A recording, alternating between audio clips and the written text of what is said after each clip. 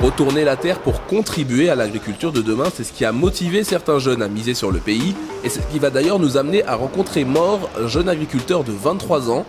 Salut Mor, comment tu vas? Salut Alvin, comment vous allez? Ça va, la forme et toi? Ça va, enchanté. On peut visiter? Oui, soyez les bienvenus. Merci. T'as combien d'hectares ici? C'est 3 hectares. 3 hectares? Oui. C'est quoi le projet? Tu veux vraiment agrandir, c'est ça? Jusqu'à avoir des 1000 hectares. Et dis-moi, qu'est-ce que tu fais pousser d'ailleurs ici? Ce sont des hibiscus, bissap. Ah, c'est pour faire le bissap, Ça, oui. c'est l'aubergine. Ok. Ce sont des plantes de salade. De l'autre côté, nous avons des oignons, les tomates, du maïs, poivrons. Tu fais vraiment pousser de tout en fait. Oui, c'est ça. Pourquoi est-ce que tu fais pousser autant de choses différentes? Pour répondre à l'autosuffisance alimentaire. Parce que nous avons besoin de tout ça pour préparer notre plan national. Ah, donc en fait, c'est vraiment, tu veux répondre à la demande du Sénégal, quoi. C'est ça notre objectif. Tu as des personnes qui travaillent aussi avec toi, c'est ça? Oui, pour les zones alliées, ça varie de 10 jusqu'à le maximum qu'on a besoin. Hey Oumou, Anna Oumou. Allez les gars, on va commencer. Oh. Venez ici. On va planter les oignons. Donc voilà, distance bi waaw. Waaw mais mën na ligne nekk ligne nag pour très jubaaw comme baax na noonu. Xam nga pour mu am ligne bu jub laay mën nga commencer nii Abdou Ndiaye mën nga dugg nii waaw comme distance bi xam nga day sëq bu Abdou sa jëlal di leen jox ay Oumou allez.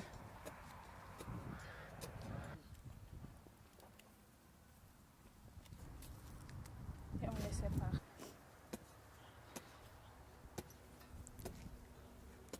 Il faut respecter la distance. Ça, vous pouvez le déplacer ici. Voilà. On lui bien planter. Je viens ici pour comprendre les étapes, que ce soit sur le niveau d'arrosage, les systèmes d'arrosage, les systèmes de semences, les formes de semences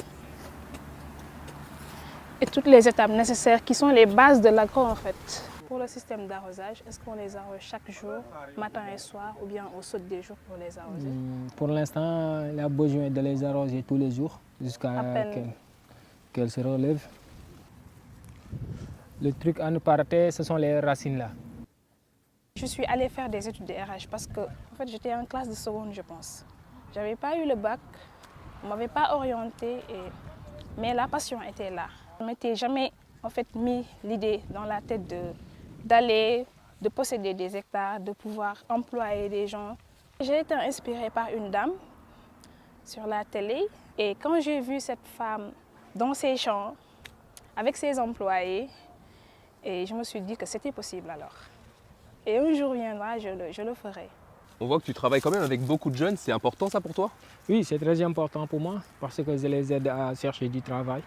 Parce qu'eux-mêmes, ils veulent travailler ici, ils veulent réussir ici. Ce sont différents aux jeunes qui veulent partir, qui veulent quitter le pays. C'est pour cela que je les aide à travailler ici. Et en parlant de ça, toi aussi, tu es parti à l'étranger? Oui, bien sûr. Auparavant, je pensais que l'Eldorado, c'est en Europe, mais en Amérique et d'autres pays là. Mais arrivé là-bas, je sais que l'Eldorado, c'est en Afrique. Tu savais que l'agriculture en elle-même est la solution durable de lutter contre la pauvreté en Afrique. Parce qu'on ne peut pas développer sans avoir l'autosuffisance alimentaire. Parce que si un pays vous aide à avoir des nourritures, c'est lui qui vous contrôle.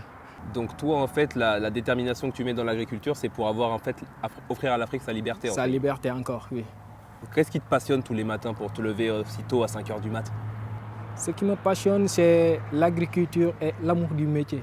Vous savez que c'est très difficile d'entreprendre en Afrique, mais notre passion et notre amour du métier, c'est ça qui nous pousse.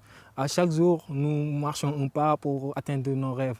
Il y a beaucoup de gens qui te contactent via les réseaux sociaux, par exemple? Oui, bien sûr. La plupart, ce sont des jeunes de la diaspora sénégalaise ou bien de la diaspora africaine qui me posent des questions, comment tu as fait pour réussir à cet âge. Et je les explique pour qu'ils fassent de même.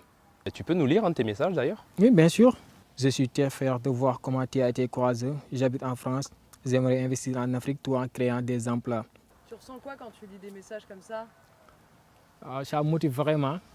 C'est un message qui m'encourage parce que la plupart m'encouragent à me demander des questions et me dire l'importance que je fais pour la jeunesse africaine. Ok Mort, bah merci pour tout en tout cas. Hein. Et on va te suivre sur Instagram. Du courage, merci beaucoup. Allez, salut Mort, à plus. Et c'est avec cette belle rencontre pleine d'espoir que notre aventure sénégalaise se termine, avec des amitiés nouvelles et un espoir infini pour la suite. Allons-nous découvrir d'autres jeunes déterminés de par le monde ? Sans doute, car comme le dicton le dit si bien, aux âmes bien nées, la valeur n'attend pas le nombre des années.